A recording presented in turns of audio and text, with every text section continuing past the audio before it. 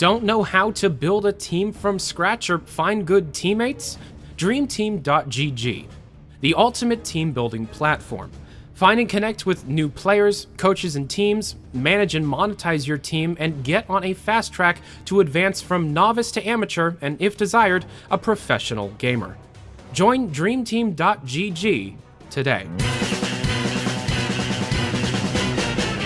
To open, since the last TFNN video, there has been one single update, and a small one at that. Pushed on February 14th, Jungle Inferno has ended, and to take its place was a smaller contract pass that allows players that didn't participate in the contracts to play specifically that portion of the original update. The Jungle Inferno maps were moved into their respective game modes in casual, and now the community starts to wait. Unfortunately, there is truly no information on the next major update, aside from the knowledge of the next heavy class pack and the competitive changes that weren't pushed with Jungle Inferno. Hopefully the team does not take as long as they did between Meet Your Match and Jungle Inferno. I will continue to request community questions to be answered, so you know what? Post your questions in the comments down below. In fact, every future episode of Team Fortress News Network, feel free to ask any questions that you have for the team. I will then create a list of the most asked questions and send them over to the Team Fortress team. Whether or not they're answered, we'll just have to see. The other thing the team did this month was kick out nearly 20,000 idling accounts, causing the concurrent player numbers to drop dramatically. Now, while not officially commented on by the team, a few weeks following the drop, the economy started to feel the hurt. Keys, which at their peak were almost at 40 refined each, are now down to 32 due to the lack of idle farms. Now, in the long term, this is likely going to improve the economy if and only if the team is able to combat the deflation with interesting updates, generating items through organic gameplay. However, in the short term, sites like scrap.tf have stopped buying keys with refined, and the site owner has spoken out on Facepunch. Quote, "My fears come from the fact that I don't know enough about economics to say I understand exactly what's happening here. My best guess is that keys are supposed to drop, but the fact that they're dropping this quickly is likely due to pure speculation. That is, people expect keys to drop, so they artificially cause that drop prematurely. That's not to say that getting rid of the idle bots will have a negative effect in the long term. It'll probably be quite positive, and I'm very glad that Valve actually did something. As of writing, and after reaching out to everyone on the team and Doug Lombardi multiple times, I have yet to hear back on anything." According to competitive player Banny, the team is hard at work on the next balancing/minor update, as mentioned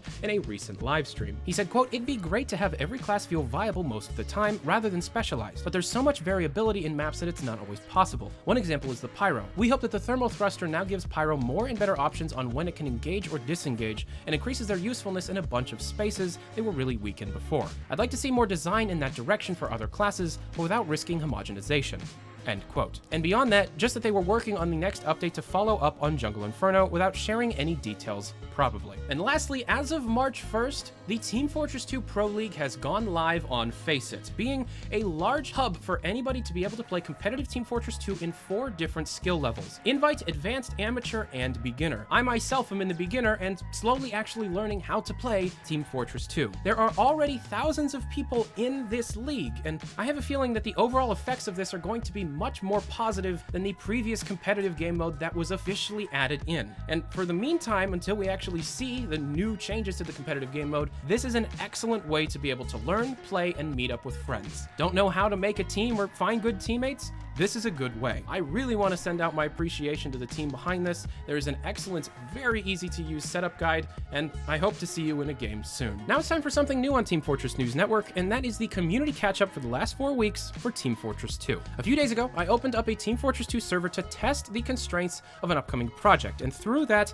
I had far more time to try out many maps uploaded through the workshop, including Payload Haywire, by far my favorite community map I've played in some time. Essentially, it's a payload map made within the theming of 2 Fort. Interestingly, classic Team Fortress 2 is not a look used properly very often. Usually, maps take on massive new themes with large asset packs, and although there is a place for something like that, the simplicity of the original TF2 maps is usually unmatched, with people attempting and kind of looking empty or amateur. Haywire is an exception. It looks simple, but perfectly from 2007, and in my unprofessional opinion, if this had launched in retail back then, it would have fit.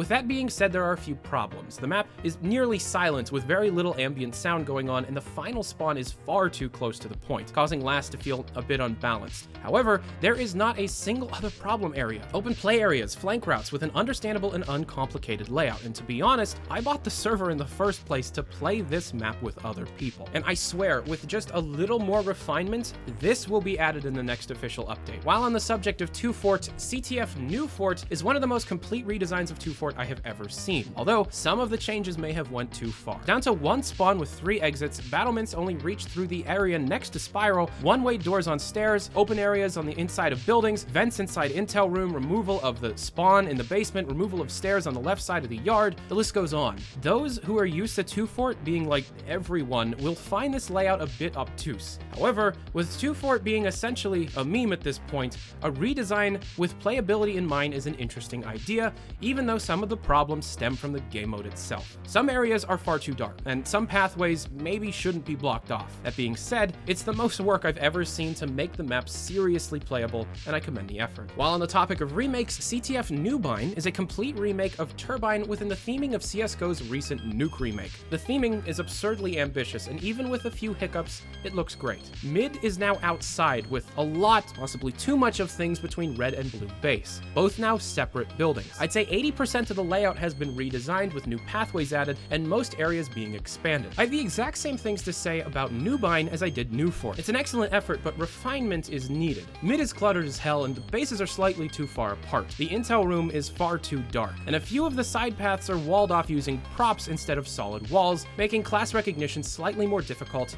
in some situations. CP Amalgam is a map recommended to me through a recent live stream, and although it houses some odd design decisions, I feel that with enough attention and care from both the creator and the community, it could really be something to behold. Being a really simply themed 3CP map, the entire layout and scale of the map makes the player appear smaller than normal, and due to the scale and open design of even the inside areas, battles are intense, regardless of class composition. Out of the 3 points, both horizontal and vertical mobility are accounted for, with a surprising number of flanks, and this map is criminally underrated. And all of the links to these workshop submissions are down in the description below, and I am personally running 2 servers with all of the maps talked about today, IPs down in the description below. And as far for any questions that you might have for the official Team Fortress 2 development team, put them in the comment section below. I'm serious when I say I'm going to look for all of the most frequently asked questions, write them up in an organized manner, and send them over to the team. Whether or not they're actually answered is up to the team itself. If history has anything to say, we might not be hearing anything, but, you know, it's worth a shot.